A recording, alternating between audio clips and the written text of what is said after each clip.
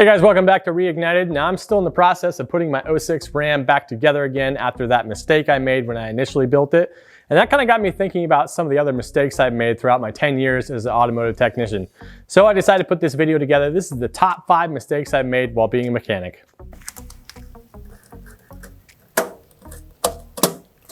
All right, number 5 on the list of mistakes I made while being a technician. Now, this happened in the first 6 months of me being a mechanic, and I'm supposed to be a transmission specialist, but at the time I didn't know a thing about transmissions. Now I'm working on a 2008 Dodge minivan, and it was part of a recall to replace the bearings behind the transfer gears on the side of the trans. Now I thought the trans had to come out of the vehicle initially, so I went ahead and unplugged the input speed sensor. Now on that transmission, there are 3 speed sensors. So I unplugged the input speed sensor, and then I found out that you don't actually have to remove the trans. All you have to do is drop the side of it down so you can access it through the wheel well area. So that's what I did. I went ahead and performed the recall, put everything all back together again, thought I was golden, thought there'd be no problem at all. Went out and drove this thing. All I've got is first gear. Won't shift at all. And then it sets a code for incorrect gear ratio. And I'm like, what the heck did I do wrong? I have no idea. So I call up our technical assistance line, and the guy tells me, hey, pretty much the only thing that can cause that is if you mess something up in there. So I took this transmission back apart 3 different times trying to figure out what in the world I had done wrong. Each time I can't find anything. Everything looks great. And I finally put it all back together again. And the technical assistance guy finally calls me back and says, this is like a week later, he calls me back and says, hey, by the way, you might want to check your speed sensors. And the moment those words came out of his mouth, I knew exactly what I had done. I had never plugged that input speed sensor back in. That's all it was, literally. There was no problem at all. All I had to do was plug in the speed sensor and it would have been just fine. Now, what's frustrating is that you would think that that would set a code for the input speed sensor circuit. Nope. Actually, the tech assist guys told me that you would have to drive the vehicle over 100 miles in first gear before it would set an input speed sensor code. So that was just kind of a ridiculous learning process one, but definitely a mistake that I made. All right, number 4 on the list. I was working on a 2017 Ram 2500 with a 6.4 liter Hemi in there. And I was doing a surprise cam and lifter job on there. So I had the cylinder heads off and I would replace the lifters. I was putting the cylinder heads back on and I was putting the driver's side cylinder head back on. Now on the Hemi engine, you both pull and install the cylinder heads with the exhaust manifold still attached to it. Way easier that way. Well, on the exhaust manifold on the back where it connects to the exhaust Y pipe, there are a couple of J-nuts that actually just clip around the end of the manifold. There's nothing that holds them there beyond tension. Well, as you can imagine, a cylinder head with a cast iron exhaust manifold attached to it is pretty heavy. And the engines are set pretty far down into the engine bay. So you're kind of leaning over and trying to wrestle this cylinder head back into place. So I got it all into place, got it all torqued down, everything set, basically reassembled the whole top end, went underneath the vehicle, got it all raised up. And lo and behold, one of those J-nuts was missing off the exhaust manifold. And I'm thinking, well, you know, yeah, it probably just fell off somewhere. And I'm looking all over for it. Can't find it, but I think we'll be all right. I'll just get another one, no problem. Well, what do you think the chances are that when I was reinstalling it, the J-nut fell directly into the number 7 cylinder?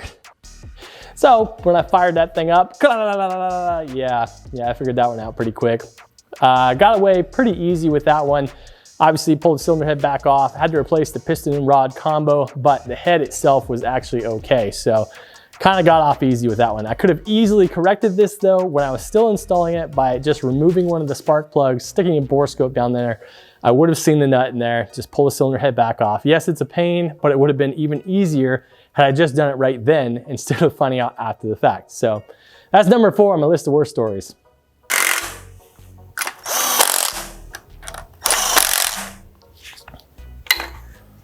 All right, these next 3 are the ones that I'm truly embarrassed about. Number 3 on the list. I was working, actually it wasn't me originally, it was I think it was a 2013 Chrysler 300 with a V6 engine in there. And what happened was another technician was working on the vehicle. They had the transmission removed. I think they were doing a rear main seal on it or something like that. So they had the flex plate off, all of that. But then they left, and I can't remember if, this was about 7 years ago now, I can't remember if they were sick or if they just left for a day or whatever the reason was. But it was a Friday and the customer needed the car back that weekend. So the service manager told me, hey, you've got to put this thing back together for these people so that they can take this car. Now, if you know anything about mechanics, you know that the last thing we want to do is work on something that someone else has already worked on or is currently working on, because you never know what's actually been done or not done. No excuses here, just trying to tell you the situation. So I go over there to his stall, I start putting this thing back together again, and he is not a super organized tech. Not a problem, a lot of people work that way, but what it means is that all the bolts for the vehicle were in just a big pile. So I had to kind of decipher which ones were which to put things back together again. And one of the very first things I was doing was I put the flex plate back on the vehicle, and I'm looking through, I'm sorting through this pile of bolts here. I'm like, oh, okay, there's the flex plate bolts right there. I start threading them in, and they're a little tight, and I'm like, it's probably just because they have all this Loctite on them. Ran them in with a gun. Okay, I'm embarrassed even just talking about this right now, but I ran these bolts in with a gun. Good to go, no problem at all. Put the trans in there, started threading in the torque converter bolts, and I'm like, man, these torque converter bolts aren't threading in either. I'm sure you can probably tell what happened here. I had mixed up the torque converter bolts and the flex plate bolts because they have a different thread pitch on them, and I completely destroyed the crankshaft on this car. Not one of my finer moments. That is number 3 on the list of worst things I've done to a car.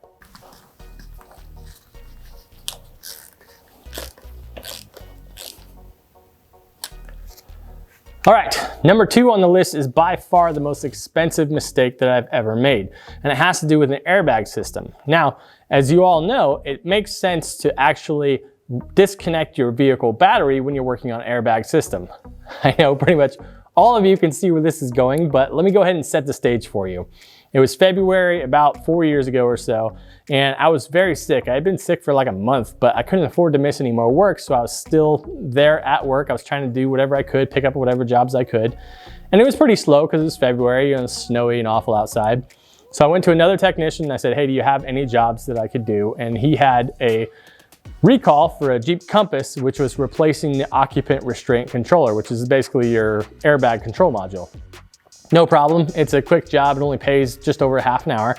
So I was like, okay, I'll jam it out, no problem. So I took the job, I put the new occupant restraint controller in there, and then I went ahead and parked it outside. Now, as I was parking it, I realized, I've got an airbag light on.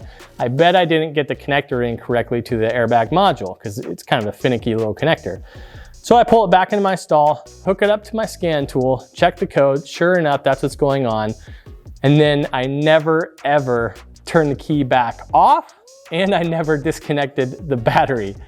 So I'm in there and I pull the console because it's underneath the center console. I pull the console and I go to take the airbag control module back out, and boom, it blows the curtain airbags and it blows the seat airbags. The only positive thing here was that it did not blow the driver's airbag and it did not blow the passenger airbag, because that would have been even more expensive. But basically what it comes down to is $4,000 in parts later and 8 hours of my own time replacing a complete headliner assembly with new curtain airbags and new seats in there. Yeah, that was by far my biggest monetary expense and one of my biggest mistakes, but it is not my biggest mistake. That's coming up next.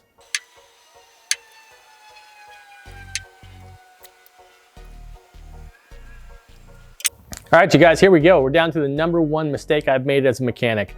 Now, this is a mistake I made very, very early on in my career. I was only a tech for about 3 months when this happened, and it has nothing to do with monetary value, but I consider it by far the biggest mistake I've ever made. Now, what happened was I was working on, I think it was like a Mercury Grand Marquis or something, big old vehicle, and I was doing a rear brake inspection. So I had the left rear wheel and tire off the vehicle. I had finished my inspection. I was putting the wheel and tire back on. I threaded the lug nuts on, but right as I was about to tighten them, I got called up to the front. We had a very busy day that day. They had me jumping around doing a variety of things. By the time I got back to the vehicle, completely forgot that I had never tightened those lug nuts down and just popped that wheel cap back on there, shipped the car. Now you can imagine what happened next. The gentleman who was driving it, the wheel came off while he was on the highway, and I am eternally grateful that there was no serious accident caused. The vehicle basically skidded into the ditch, and he was fine, and there was no accident, so there's no one else involved there.